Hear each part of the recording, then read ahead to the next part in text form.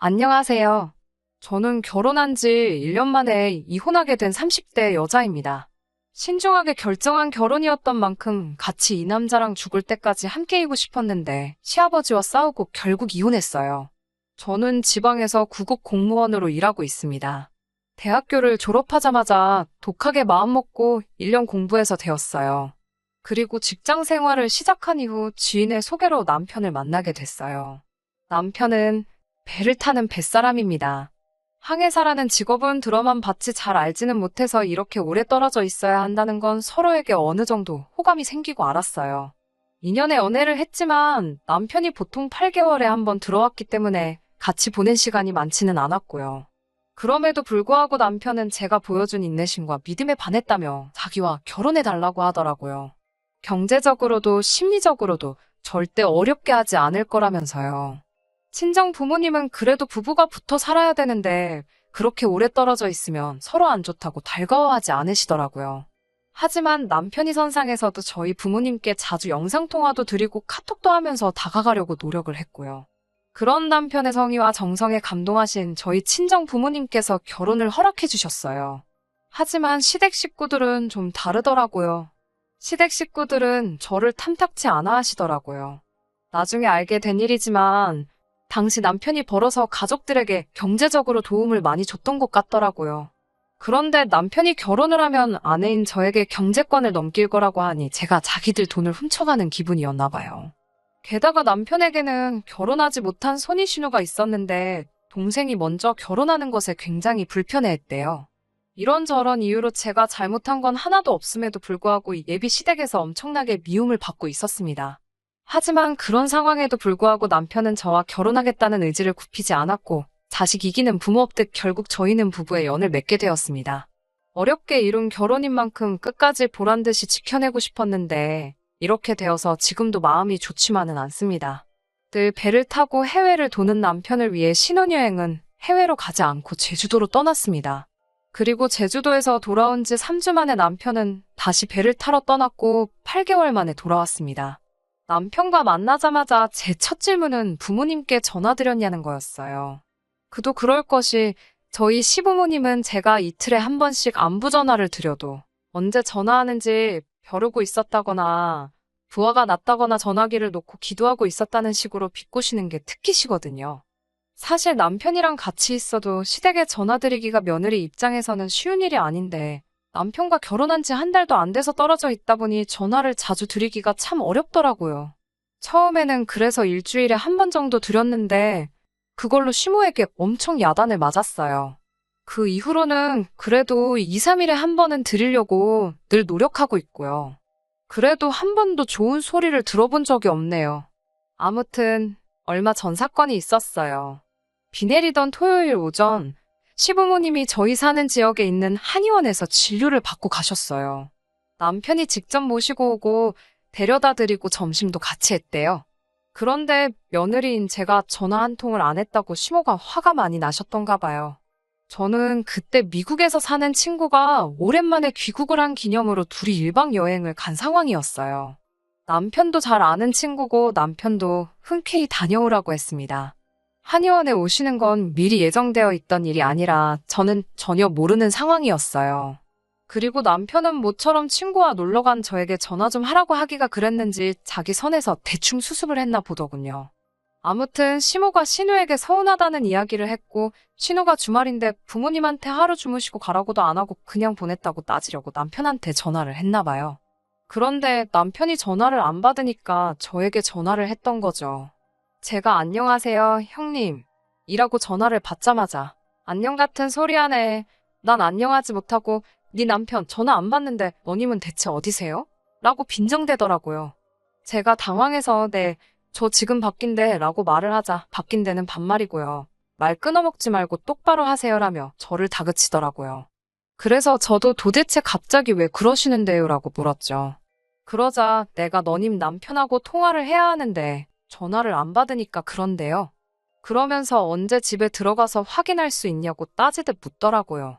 그래서 저는 일이 있어서 내일이나 돼야 들어간다고 말했죠. 그러자 너님 남편은 너님 산책 갔다던데 또 다른 소리를 하네. 아주 웃기는 애들이야. 라며 전화를 딱 끊더라고요. 그러고 나서는 바로 1분도 지나지 않아 시아버지한테 전화가 왔습니다. 이미 좋은 소리 못 들을 걸 알았기에 내라고 조용히 대답하자 아이고 내가 네 시누에게 앞뒤 사정을 다 전달받았다며 내가 가슴이 콱 막힌다고 그러더군요. 그러면서 나는 네 부모가 도대체 너를 어떻게 가르쳤는지 뭐 하는 사람들인지 참말로 궁금하다고 하더라고요. 거짓말하는 건 네 아버지를 닮았냐 아님 어머니를 닮은 거냐 그러시면서요. 부모님 이야기를 그렇게 하시니 저도 참을 수가 없어서 조근조근하게 아버님 제가 잘못했습니다만 그래도 부모님 얘기는 안 하셨으면 좋겠습니다라고 했어요. 그러자마자 시아버지는 바로 저를 제 이름 대신 입에 담기도 힘든 욕으로 바꿔 부르시며 소리를 지르셨어요. 어디서 그렇게 말대답을 따박따박 하냐며 그것도 네 부모한테 배워먹었냐고 그래요. 그러면서 너는 오랜만에 온 남편을 놔두고 여행을 가냐며 남편이 가라고 네 등을 떠밀어도 안 간다고 버텼어야 된대요. 그러면서 저더러 제 대가리에 머리 대신 똥이 들어있으니 생각이란 걸 똑바로 하질 못한다고 하시더군요. 그러더니 아주 얼굴은 쳐들고 네가 뭐 그렇게 잘났냐고 혼자 생난일을 치시다 전화를 끊으셨어요. 정신이 쏙 빠져있는데 이번에는 남편한테 또 전화가 오더라고요.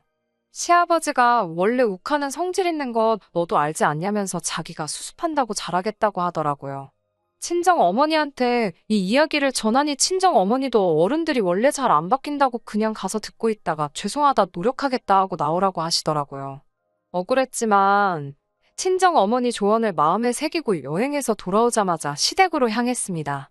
그래서 시댁에 도착하니 대뜸 시아버지가 그래 네가 여행을 남자랑 갔는지 여자랑 갔는지는 모르겠지만 다 이게 네 친정에서 너를 똑바로 못 가르친 탓이라며 시아버지가 저희 부모님을 따끔하게 혼내야겠다는 소리를 하시더군요.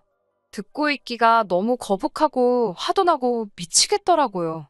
신우가 저를 싫어해도 제가 먼저 다가가는 게 맞다면서 윗사람 섬길 줄도 모른다고도 하고 한마디 대꾸라도 하려다 친정 어머니가 그냥 듣고만 있으라 하신 말씀이 생각나서 참을 인자 몇 번을 가슴에 새기며 노력하겠다고 잘하겠다고 했어요.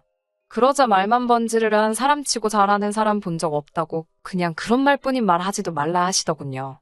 그래도 그나마 남편이 저 대신해서 그게 아니고 라며 해명이라도 할라 하니 시어머니는 어디서 빨래방망이 같은 걸 들고 와서는 남편을 패려고 하더라고요. 너는 내 아들도 아니라면서 내가 이 세상 뜨고 싶었다는 소리나 하시고요. 그러더니 대뜸 돈 관리는 누가 하냐고 물으셨어요. 제가 하고 있다니까 공무원 나부랭이가 그렇게 큰 돈 벌어나 받냐면서 네가 뭔 재주로 관리를 하냐고 소리를 막 지르더라고요. 제가 남편한테 어떻게 좀 해보라는 식으로 눈치를 줬지만 결국 자기 부모님이라 그런지 강하게 못 나가더라고요. 그런 남편을 보고 있으니 나는 평생 연어폭력을 견디며 살아야 할 수도 있겠다 라는 두려움이 몰려오더라고요. 남편마저 저를 지켜줄 수 없다고 생각하니 더는 버틸 수가 없었고 그래서 자리를 박차고 일어났습니다. 그러자 저 싸가지 없는 게 어른 말 안 끝난 거 안 보이냐고 고함을 치시더군요. 제가 도대체 무슨 자격으로 저희 부모님을 욕하고 저를 비난하시냐고 저희 아직 혼인신고도 안 했고 하니 그냥 이 잘난 아들 돌려드리겠다고 데려가시라고 했어요. 엄밀히 말하면 우리 모두 아직 남남이니까 저한테 함부로 하지 마시라고요. 그리고 시아버지께 아버님부터 따님 교육 똑바로 시키라고 삿대질을 해대며 저도 악을 썼습니다. 나이값도 못하고 저렇게 이기적이니까 저 나이 먹도록 시집도 못 가고 사람 구실도 못한다고요. 그래도 저는 손윗사람이기에 인격적으로 대해드리고 존중해드리려고 노력했다고요. 그러자 어디 어른한테 삿대질이나 하냐며 한 대 칠 기세로 손을 올리더군요. 그래서 저도 시아버지 눈을 똑바로 쳐다보면서 저도 아버님 한 대 칠 수 있지만 참는 거라고 적당히 하시라고 했어요. 그러자 한 대 쳐라 하면서 아이고를 연발하시더군요. 그러면서 제가 한 번만 더 우리 부모님 욕하면 나도 당신들 가만 안 둘 거라고 당신 자식들이나 잘 키우라고 한마디 더 했습니다. 남편한테도 널 믿고 사느니 내가 차라리 걔를 키우겠다고 꺼지라고 했어요. 그리고는 신혼집으로 돌아와 비밀번호도 바꿔버렸습니다. 어차피 신혼집도 못 구한 상태라 저희 친정 어머니가 월세 주시던 빌라에서 일단 살고 있었거든요. 얼마 지나지 않아 남편이 쫓아와 자기가 다 잘못했다고 일단 문 좀 열고 이야기하자고 하더라고요. 저는 더 이상 너를 믿고 의지할 수도 없고 너네 부모 상대하기도 싫다고 그만하자고 얘기했고요. 그 후에 저는 친정 부모님께 전화해서 있던 모든 일을 말씀드렸어요. 한숨만 내쉬던 친정 아버지께서 저더러 그래도 잘했다고 속 시원하다고 하시더군요. 그리고 몇 시간 뒤 남편이란 자식이 와서는 자기가 일단 시부모님께 제가 반성하고 있고 와서 빌고라고 얘기했대요. 그러면서 그냥 나 죽었어 하고 기라더군요. 그 이야기를 옆에서 들으시던 친정아버지가 이 자식이라며 현관을 열고는 너 이 자식 팔다리 아주 다 부러뜨려 버린다고 우리 딸 근처에 얼씬도 하지 말라고 엄포를 놓으셨어요. 장인어른을 여기서 볼 줄은 몰랐는지 걸음아 나 살려라 도망을 가더라고요. 결국 남편과는 이혼하게 되었습니다. 남편은 어떻게든 시부모님과 연을 끊고 살 수는 없다는 거였고 저는 그렇다면 어쩔 수 없다는 입장을 고수한 탓이었죠. 남편은 그래도 일말의 양심은 있었는지 짧은 결혼 생활 동안 저 혼자 외로웠던 것도 알고 자기 부모님이 별난 것도 안다면서 그동안 모은 돈은 위자료라 생각하고 저 덜어 다 가지라고 하더군요. 그렇게 적금 얼마와 남편이 채워넣은 가전제품은 제 몫이 되었습니다. 공무원이라는 안정적인 직장도 있고 벌이 좋은 남편도 있었으니 내 인생은 앞으로 평범하면서도 행복하겠다고 생각했는데 이렇게 변수가 생길 줄은 몰랐네요. 하지만 새로운 시작을 하는 마음으로 다시 한번 열심히 살아보려고 합니다. 물 흐르듯 살다 보면 또 좋은 일들이 생기겠죠.